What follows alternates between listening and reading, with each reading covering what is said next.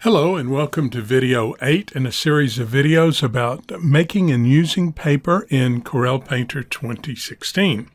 Okay, so we're going to start making more paper, and we're going to continue using the capture paper command. And what I want to do is talk about a variety of ways that we can use the capture paper command to make all sorts of different types of paper. So what I'm going to do first is open up an image or a document, and I'm going to make it relatively small, 256. You know what? I'm not going to make it 256. I'm going to make it 250 pixels by 250 pixels by 100 pixels per inch. Now, you don't have to go any larger than that because Painter's going to reduce it to 100 pixels per inch anyway.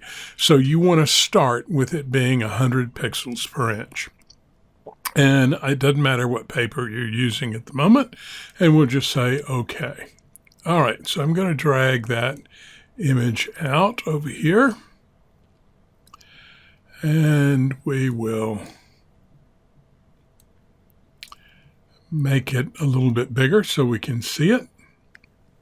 And then I'm going to grab a brush, and I'm actually going to get just a pen brush, some sort of pen. I'm not sure which one, but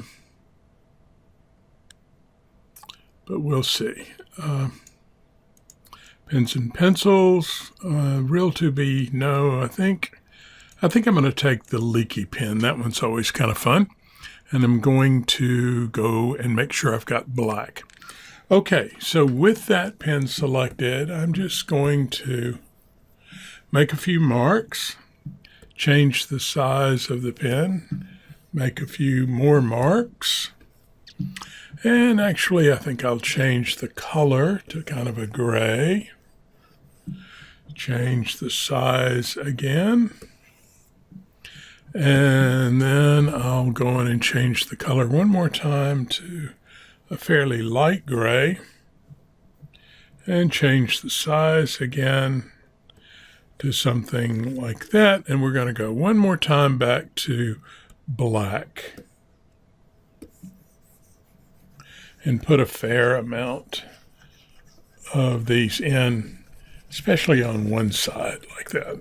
Okay, now, how do we capture paper? We capture paper by going Control A, and we come up to the Papers command or the Papers Library panel, and we click on Capture Paper, and we'll call this one Guided Demo. And again, I'm going to use the crossfade. I'm going to leave it at 0 because remember, it would just blur these edges. And I'm going to say OK. Alrighty. So if we come down here and see what we had selected, yeah, good. We're in the right place. I forgot to see what paper library I was in, but I'm in the right one. So we have Paper Demo set up there. And if we look, it's set at 250 by 250 as we imagined it would be. Okay, I'm going to minimize that and open up a new document, and I'm going to make this document 1000 by 1000 and say OK. All right, we're going to drag it out here, and I'm going to, now remember my size of my paper is 250 by 250, so I'm going to use my handy little tool to show the paper and click it on and look. What we've got here is a repetitive pattern, right? But if we zoom into it, you begin to see that it has lines, that this pattern, even though it's a pattern, and all papers are going to be tiled patterns of some sort, the patterns are not seamless. Okay, and that's not a good thing. We want to make papers that are seamless. So let's end this video, and we'll come back in the next video and talk about making a seamless paper. Okay, talk to you soon.